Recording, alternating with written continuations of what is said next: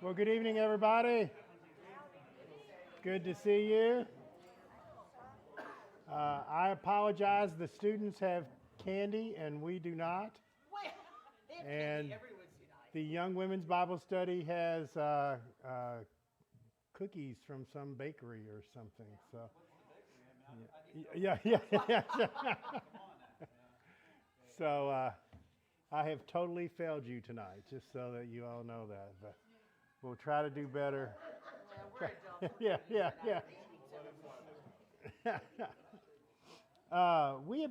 We started last week. We're taking a look at the Sermon on the Mount, and we got up through the first section up to the first 20 verses. We looked at the Beatitudes, salt and light, and that Jesus had come to fulfill the law, not to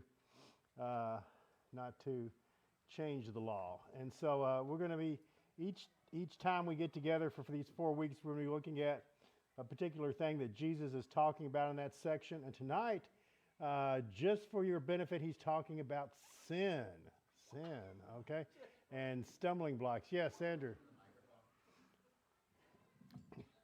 I'm wearing a lot of microphones, but I guess they don't all work. One is for online, I guess.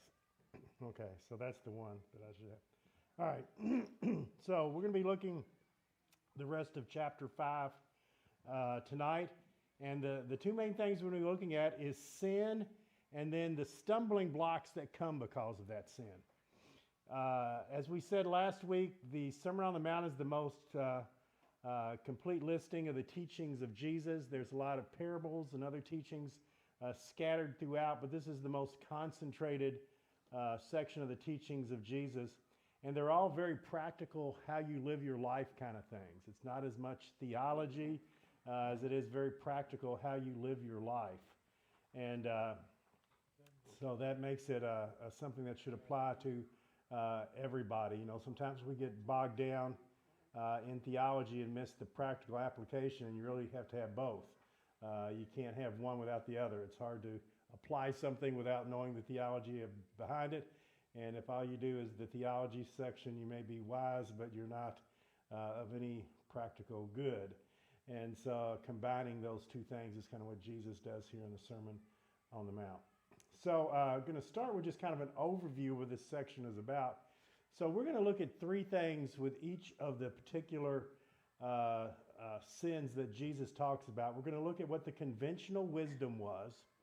And over again, Jesus will say, you've heard it said, again it was said, it is said. And you see that's in verses 21, 27, 31, 33, 38, 43. Every time he begins one of these sections, he starts with the conventional wisdom. This is what you've heard said before. And with a lot of these things, and even with our theology today, there's a lot of things you've heard, but how biblically based are some of the things that we've heard? So he starts with the conventional wisdom. Then he basically sets a new standard. And the new standard is that sin comes from the heart and the mind and is more than the actual act. That's going to be where Jesus kind of comes down. And so the point is this. You wouldn't have committed the sin if something first didn't happen in your heart and mind. Okay? And so the sin was just the acting out, or the actual act that took place was just the acting out of what was already taking place in your heart and in your mind. And so he goes beyond the actual act to what's going on in your heart and mind as the beginning of what's happening there with sin. The word that's used for sin throughout this section we're going to be looking at is the Greek word scandalizo. And it doesn't mean sin as we think. It means to entrap, to trip up, to ensnare. And so these are the stumbling blocks. What is causing you to be entrapped? And to sin, what is causing you to stumble, what is causing you to trip up, be ensnared.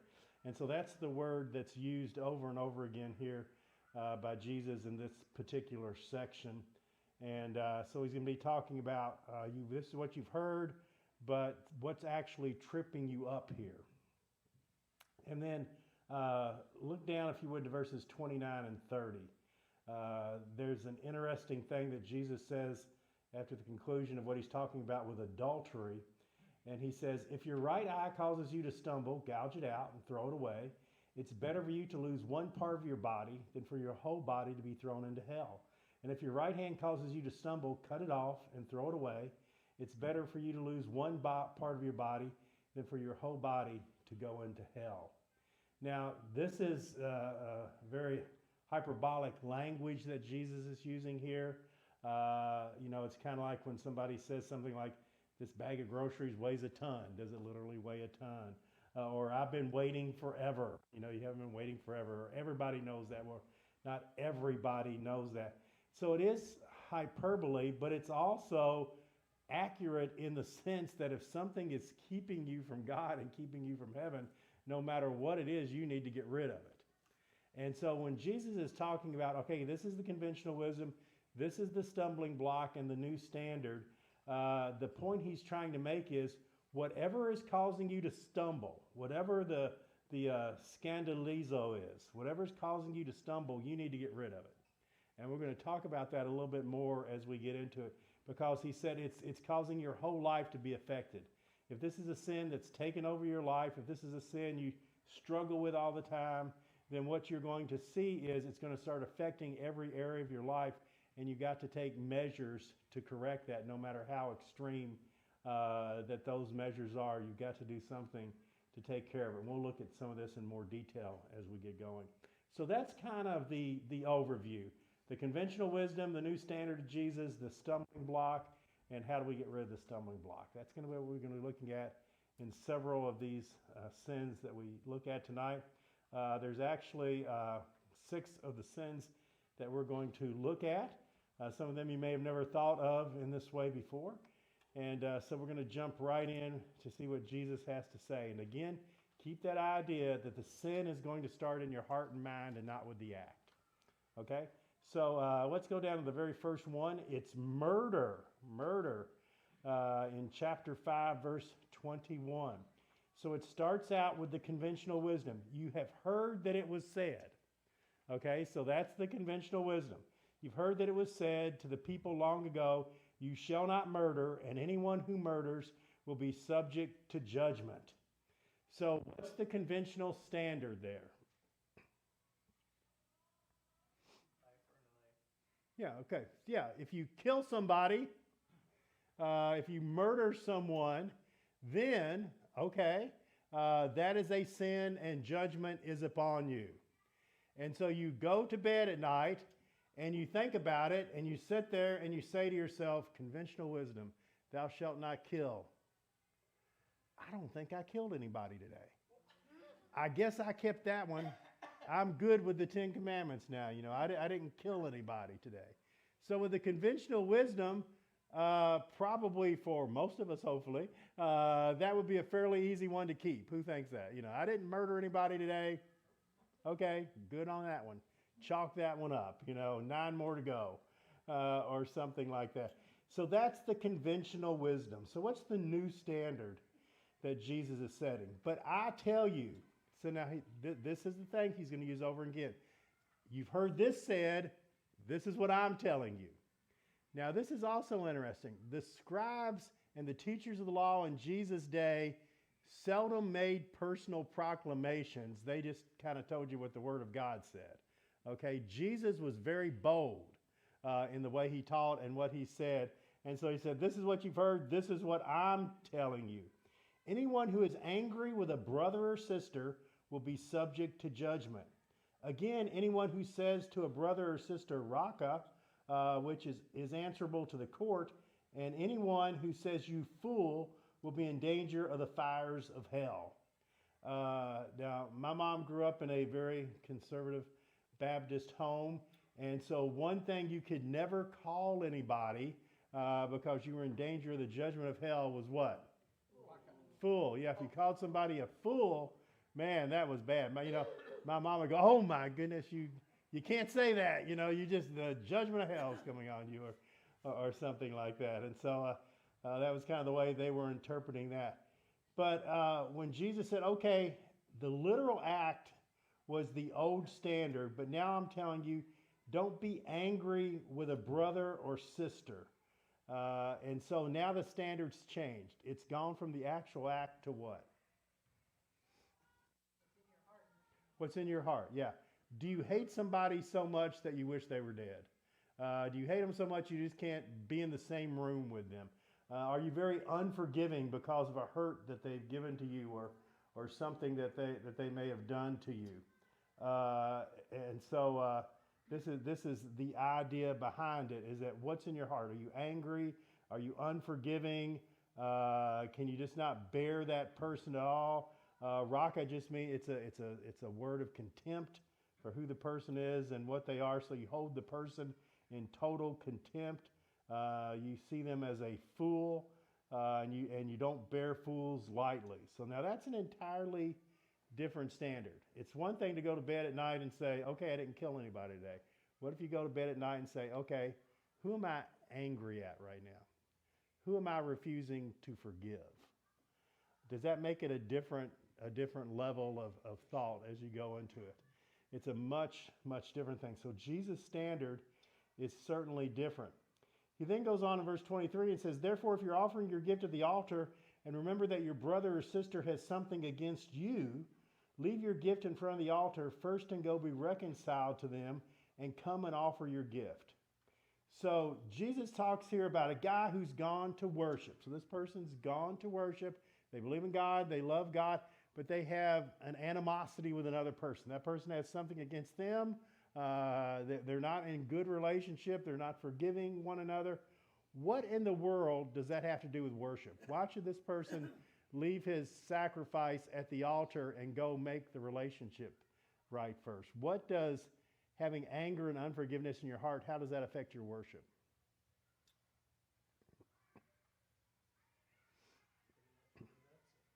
Yeah, you can't be in the right frame of mind to worship God if you're angry and refuse to forgive another person. Now, there's going to be times we all get angry and upset at other people, but if this becomes a pattern and you're just not going to forgive them, you see them with contempt, you see them as a fool, then Jesus says it's going to prevent you from worshiping.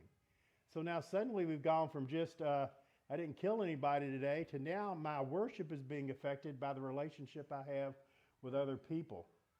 And then he goes on and ends it up in verse 25, and he says, settle matters quickly with your adversary who is taking you to court. Do it while you're still together on the way. If your adversary, or let me try it in English, or your adversary may hand you over to the judge, and the judge may hand you over to the officer, and you'll be thrown into prison. Truly, I tell you, you won't get out until you pay the very last penny. And so just the whole idea that unforgiveness and relationships that are split and not coming together, that they affect every single area of our life. So what's the stumbling block here for us? The stumbling block is not trying to resolve strained relationships, but holding on to the grudge. And so you say, look, that person hurt me. That person did something wrong. Why should I forgive them? And so this just becomes dominant in your life. You're not going to forgive the person. It's always there with you. And that's the stumbling block. We don't think of that as a sin. We don't see it as a sin. You know, they hurt me. They did something wrong. I'm justified in how I feel about them. And yet it's affecting our worship. It's affecting our standing and everything else. So the new standard that Jesus has here for murder. Any thoughts on that before we go on to the next one? Okay. Now who thinks you may have murdered somebody? Mentally, yeah. You mentally murdered them. All right, the second one is in verse 27, and that's adultery. Adultery. And Jesus starts out and says, you have heard that it was said. Again, that same way he starts out, you shall not commit adultery. So what's the old standard? The conventional wisdom. You go to bed at night, I didn't kill anybody today, I'm good. Don't commit adultery. I didn't sleep with anybody else's spouse, so I'm good. 2 in a row, only 8 more. I'm really doing good on this standard. And so that's the conventional wisdom, that it is the act itself. And Jesus is saying the act comes because of the heart and the mind. And so that's the conventional wisdom. But then Jesus goes on, and just like with murder, he says, but I tell you. So this is what you've heard. This is what I tell you. Anyone who looks at a woman lustfully has already committed adultery with her in his heart. So it was the heart and the mind that caused the act to take place in the first place. If that hadn't been there, the act would have never been followed through with. And so Jesus says it comes from the heart that's there. And so the new standard is what's in your heart. Are you lusting after another person in your heart?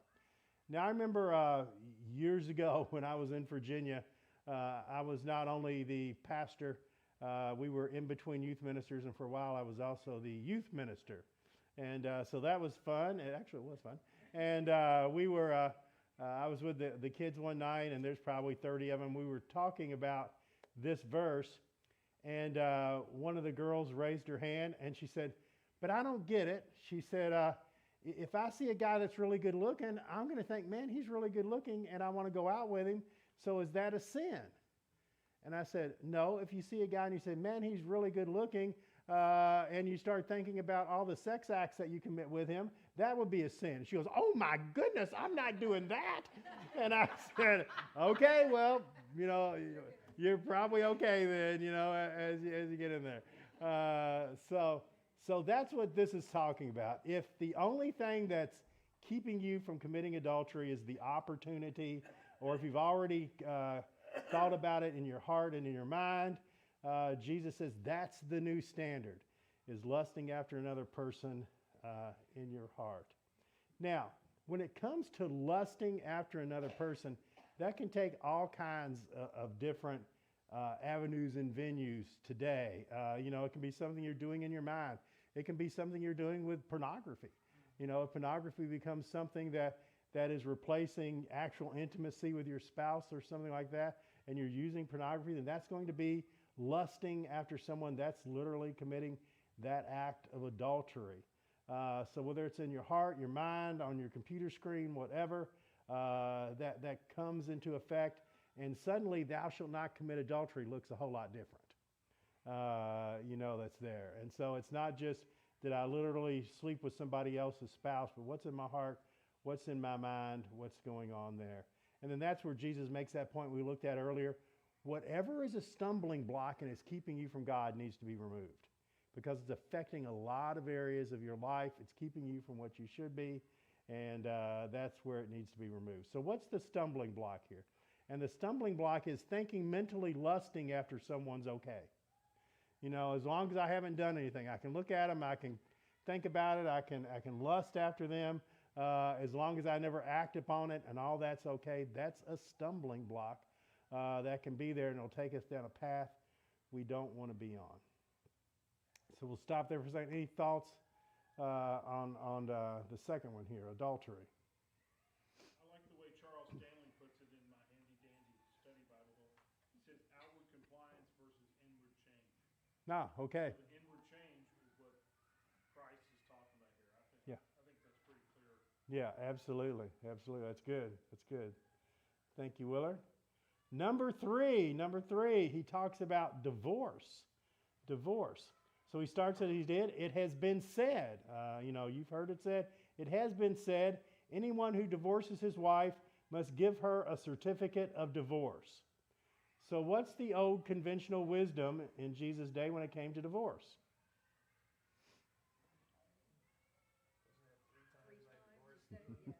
Yeah.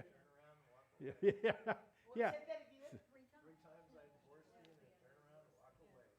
What if they keep following you, though? So the idea here, the conventional wisdom is, if you want to get divorced, it's fine. Just go through the right channels. Do what you're supposed to do, and divorce is fine. There's nothing wrong with that.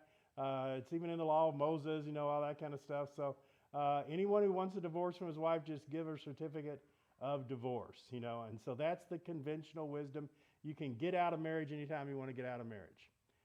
It's not that serious. It's not, or maybe even if you think it's serious, you can get out of it anytime you want. You always go into it with that caveat. Verse 32, Jesus says, but I tell you, again, that same pattern, anyone who divorces his wife except for sexual immorality makes her the victim of adultery, and anyone who marries a divorced woman commits adultery with her. And so basically the new standard that Jesus is setting is that marriage is supposed to be for a lifetime. It's not supposed to be something that comes and goes and that we end frivolously. We go into it thinking that it's for a lifetime, and we're committed to that person for a lifetime. We can get into different caveats Jesus gives as things you could do. If your spouse was abusing the relationship and you had to step out of that relationship. Adultery is mentioned here. I would think things like abuse would certainly be in that category as well. But the idea here is that the new standard is marriage isn't something you just go into until you want to leave it. It's supposed to be for a lifetime. And so the stumbling block is I'm not happy, so I can just get out of the divorce anytime I want. It's fine. You don't try to pull it back together. You don't take it seriously. You just walk away from it if that's what you think is going to make you happy at that second. It was something very serious in the eyes of God when the two people came together as one. Any thoughts on that one? You can still live like you're not married. You can still be married, but live more like you're divorced if one is staying out all night, Oh, absolutely. running around, drinking, doing things that Absolutely. that separates you to where Yes. you may not have that legal piece of paper, but you're not living a marriage. Yes, absolutely. Absolutely. Yes. Okay, one you might not have ever thought of before is the next one, and it's taking oaths. Taking oaths. Again, you've heard that it was said to the people long ago, do not break your oath, but fulfill to the Lord the vows you have made. And so that same pattern again, you've heard it said. And it's this: if you make a vow or an oath to God, you're supposed to fulfill it. That's the old law. If you make a vow or a commitment to God, you are supposed to fulfill it. Now, who thinks, well, that makes sense? What's wrong with that? That's the old standard. It's very serious if you vow to God. Well, if the seriousness is a vow to God, then what's the not serious? If you make a commitment to somebody else, you don't have to have it on the same level. And look what Jesus has to say about that. But I tell you, do not swear an oath at all, either by heaven, it's God's throne, or by earth, it is his footstool, or by Jerusalem, it's the city of the great king. Do not swear by your head. You can't even make one hair white or black. All you need to say is simply yes or no. Anything beyond this comes from the evil one. So Jesus' new standard is this: you need to be truthful and sincere, and you don't need to be making oaths to people. You don't need to say something like, on my mama's grave, or something like that. You don't need to be making some kind of oath there to show how serious you are, or something like that. That what you need to be doing is just be truthful and honest. And that if you have to make an oath to someone, what you're saying is, well, most of the time I'm not truthful and honest, but this time I swear I am. That's not the standard that you want. But if the old conventional wisdom is, it's really serious when you make a vow to God, you better keep it, then the idea behind it is, well, it's not as serious when you tell somebody else something. You can fudge it, you can, tell little white lies or something like that. And so the new standard that Jesus said is, you just need to be truthful and sincere. You don't need to be making oaths at all. You're making oaths on things you have no control over anyway. When you're doing that, you just need to be truthful and sincere, and people know that you're truthful and sincere. So the stumbling block is this. Well, it was just a little lie, so it's okay. It's not that serious. I was deceiving them, or they deserved it, or it's the government. I need a little bit of money back on my taxes, or something like that. And so instead of being sincere and truthful, we have a stumbling block of trying to get around it because we think, well, it's really serious if I vow to God, but it's not quite as serious if I tell somebody else something. So the idea of just being truthful and sincere. Any thoughts on that one? Nobody's had any thoughts yet. So replacing your child's goldfish before they get home from school. Yes.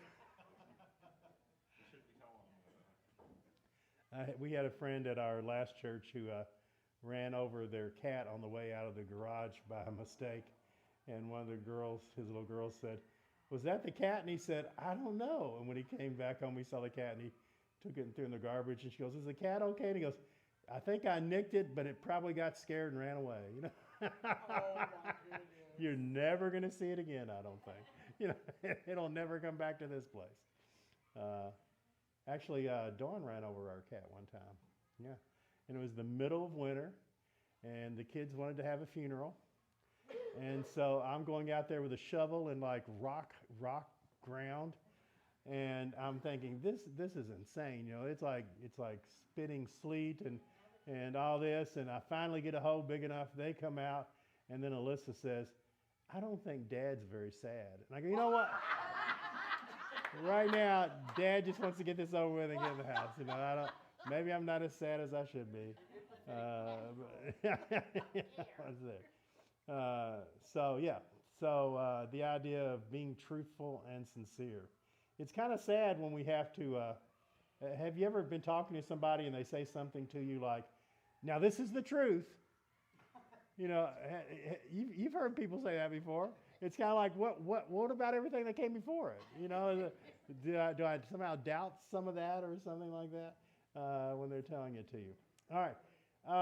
Two of the ones that we struggle with the most that aren't quite as complicated as we think are the last two. So look down to Matthew 5, verse 38. Matthew 5, verse 38. Again, the same pattern. You've heard it was said, that conventional wisdom. You've heard it was said, an eye for an eye and a tooth for a tooth. What do you think an eye for an eye and a tooth for a tooth means in this context? Yeah, equal, yeah. That's kind of the way people were taking it. Okay, the way people were taking it is if you do something to me, I can do something back to you. Now that was a misunderstanding of the law anyway. If you go back and you read the Old Testament law about an eye for an eye and a tooth for a tooth, what it's saying is the punishment fits the crime. You know, and so if somebody gouges out an eye, their eye's gouged out. If it's a tooth, it's a tooth. And it's just saying the punishment fits the crime is kind of what's being said here. But the conventional wisdom was you're justified in responding to somebody that hurt you by hurting them back. You know, that's the conventional wisdom. Do to people what they've done to you. And then they would quote, you know, the Torah, and they'd say, an eye for an eye and a tooth for a tooth. They did it to me, I'm going to do it to them. You know, that's in there. So it's a misunderstanding of the law to begin with, but that's the conventional wisdom. Verse 39. But I tell you, that same pattern. But I tell you, do not resist an evil person. If anyone slaps you on the right cheek, turn to him the other cheek also. If anyone wants to sue you and take your shirt, hand over your coat as well. If anyone forces you to walk 1 mile, go with them 2 miles. Give to the one who asks you, and do not turn away from the one who wants to borrow from you. And so the conventional wisdom is give back to people what they have done to you, respond in kind. And the new standard of Jesus is this: don't return insult for insult or hurt for hurt. That's the new standard, that you're supposed to be a different kind of person. And Jesus gives several examples. We're not going to break them all down, but he gives several examples about this. One example is somebody slaps you on the right cheek, turn to him the other also. This wasn't a physical attack upon your person. This was an insult. You slap as an insult, to somebody. It's not like a physical attack. It was insulting to you. It's supposed to be demeaning to you. They slapped you in the face. You ever seen the old thing where they take out the glove in the movie and they slap in the face and they go, "Oh, I challenge you to a duel," and all this kind of stuff. It wasn't a physical assault. It was an insult upon the person. This isn't saying if somebody attacks you or attacks your family that you're not to protect your family. I think I've told you before in a sermon, Billy Graham, one time I was listening to one of his sermons, and I never will forget, he said that he was leaving a crusade one night, and a guy steps in front of him and says, "Turn the other cheek, huh? What would you do if I punched you in the face right now?" And Billy Graham said, "I'd knock you on your rear end before you had a chance." And he said, there is a difference between a slap of insult and somebody attacking you. You protect yourself if somebody attacks you. This is saying you don't give back an insult for an insult. He goes on and says, if anyone wants to sue you and take your shirt, hand over your coat as well. So if somebody is doing something to hurt you, you don't just try to hurt them back. And then the whole idea of being forced to walk a mile, that was the Roman standard. Romans could make a non-Roman carry their pack for a mile. And Jesus said, well, instead of carrying it for a mile, carry it 2 miles. Again, this was a sign of dominance, that we're in charge. You do what we tell you to do. And Jesus said, that's not, you don't respond back to them the same way that they're responding to you. And so the stumbling block here is I'm justified in hurting you because you hurt me. That's the stumbling block. You hurt me, I'm justified in hurting you. And instead of going to the new standard of you don't return insult for insult or hurt for hurt. So is this where you set boundaries though as to how much someone can do against you? Oh, absolutely. That I think that is something you have to do. You have to always set. You don't just continue to let people insult you or to abuse you in any way. And sometimes setting boundaries is the only thing you can do. Sometimes just stepping away from the situation and said, I'm going to have to cut off the relationship right now. Sometimes that's something that you have to do, because some people you can do everything you want and everything right, and some people still aren't going to respond. And so, yeah, I think just for your own benefit and protection and for your family, sometimes you have to set boundaries, including walking away from the situation. Chip, if you look back in Exodus, it talks about if an ox gores someone, but it's still proportionate. Like, did the ox have a history of doing that? Did the owner take good care? So the law was proportionate, first of all. Second of all, we're not the law. Yeah, We're yeah. not supposed to try to enact, punishment based on how we felt about what was given done to us. I think that's the stumbling block, is trying to right every wrong in real time. I think that's where we get in trouble. That we're the ones that are tasked with righting the wrong. Yeah, good point. Good point. All right, one more. Let's see what it is. Love for your enemies. You have heard that it was said, love your neighbor, hate your enemy. So what's the conventional wisdom here?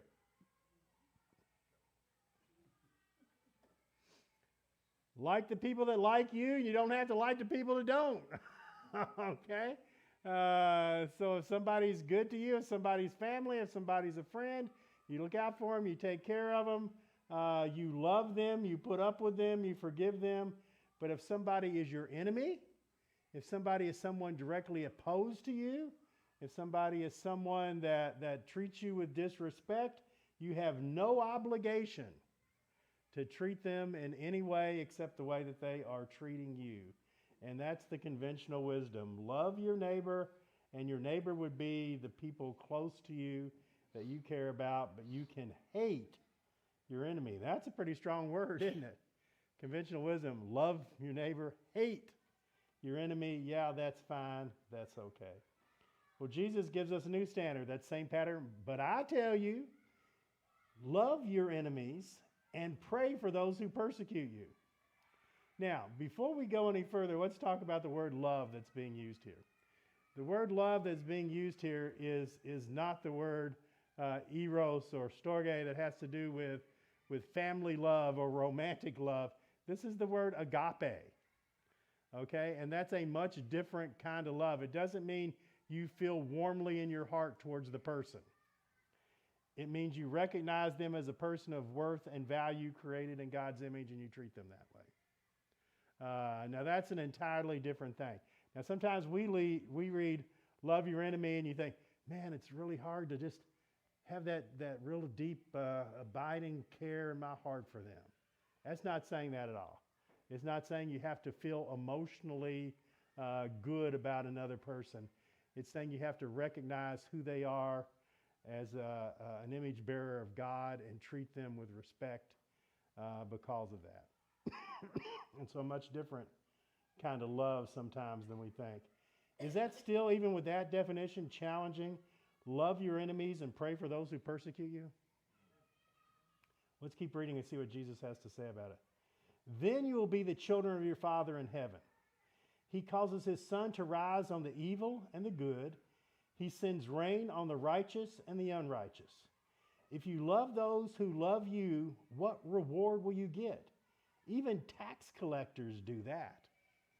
And so he goes on. Now, tax collectors were considered like the biggest sinners around. They were both traitors to Israel, and they were considered corrupt, evil people who were stealing money from the people. And so tax collectors were roundly hated in this day and age. And Jesus said, you know, if all you're doing is caring for people who care for you, well, anybody does that. The worst person in the world does that. People that are really evil generally like people who like them. You know, most of the time they may be selfish and take advantage of them, but they generally like people who like them. And so Jesus said, you need to have the same attitude that God has. And he says, if the sun shines, it shines on people who are good and people that are bad. God doesn't limit the sunshine when it's out there. And so God treats everyone that way, and we need to treat everyone that way as well. He says in verse 47, if I greet only my own people, what are you doing more than any other? Even pagans do that. Be perfect, therefore, as your heavenly Father is perfect. Now, the idea is that we're supposed to have the attitude of God who cares and loves everyone, even when they don't deserve it, forgives people when they don't deserve it, and that needs to be our attitude as well, because as he says in this section, our goal is to be the children of our Father in heaven. Our goal is not to follow the wisdom of this world or even what the people of the world are saying. Our goal is to say, I'm a child of God. How am I supposed to behave and live in this world now? And so our behavior is much different than the conventional wisdom of the world. Now, the thing is, most of the time when Jesus has said, you've heard it said, the conventional wisdom was the religious wisdom of the day. This is what the religious scholars were saying, but he's taking it all just a little bit step further. So what do you think now of the idea that Jesus is putting out there, that sin is something that comes from the heart and mind and not just the act itself? How does that make you think of sin differently?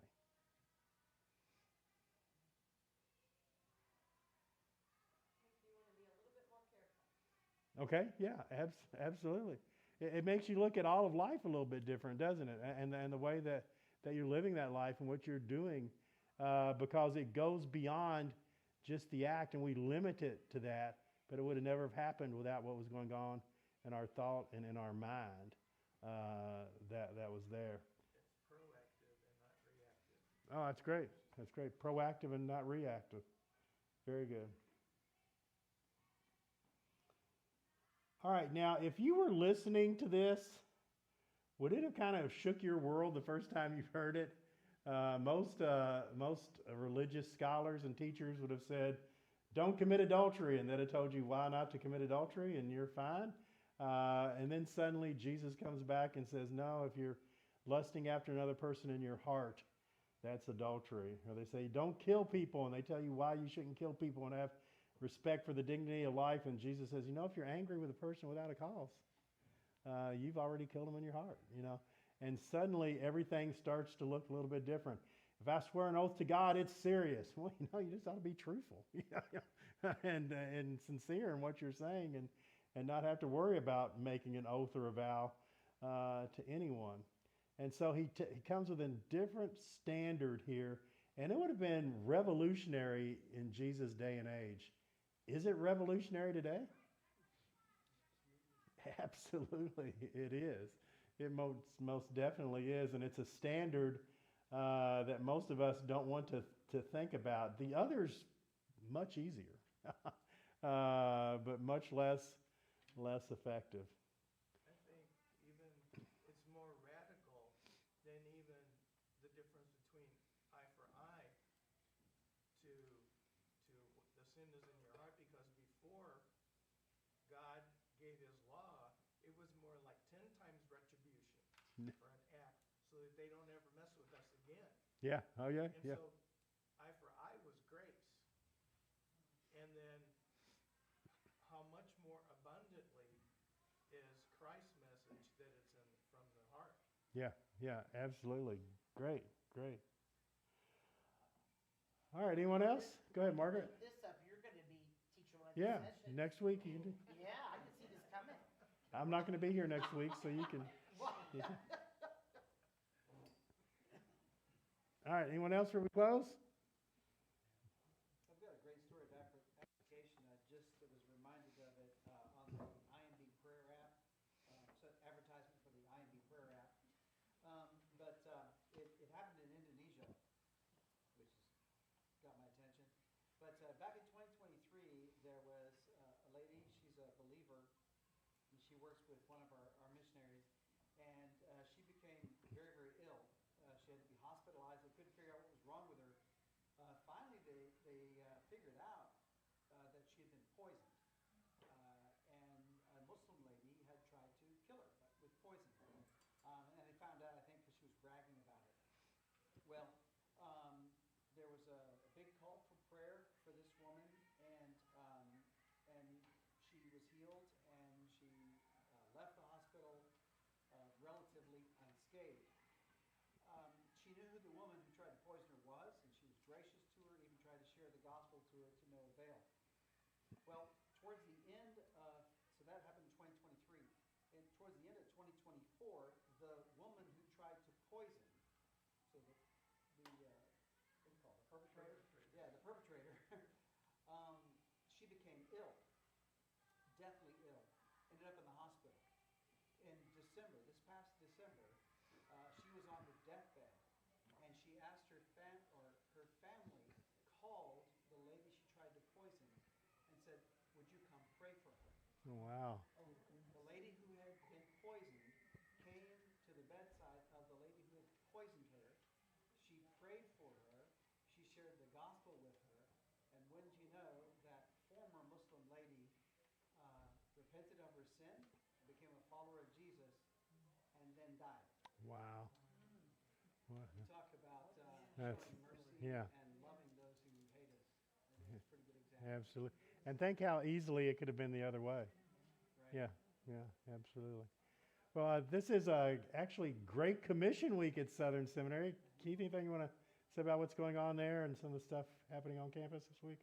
It's a great week on campus. We're focusing on potential service with the International Mission Board. Today with the Kentucky Baptist Convention and Long Run Baptist Association, they were on campus sharing with our students great opportunities for pastor, things like that. Tomorrow, be in prayer for our students. They're going to hear a lot from the North American Mission Board and those opportunities. So we're just trying to heighten that awareness and call our students to serving in the most needy communities here in Louisville, Kentucky, United States, and to the ends of the earth. Very neat. Very neat. And this is something Keith actually started a couple years ago, something God had laid on his heart. So great to see that continuing. Well, we will continue on with the Sermon on the Mount next week. And so let's have a prayer. Dear Lord, thank you for this time together as we go out. Help us to realize that we are supposed to be your children and living as you would have us live, behaving and treating others the way that you have treated us. And Father, help us to have that same love and care that you so willingly have given us.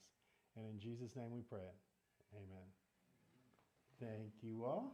I'd forgotten that we don't have to choose tables based on who we want to answer questions with and discuss with.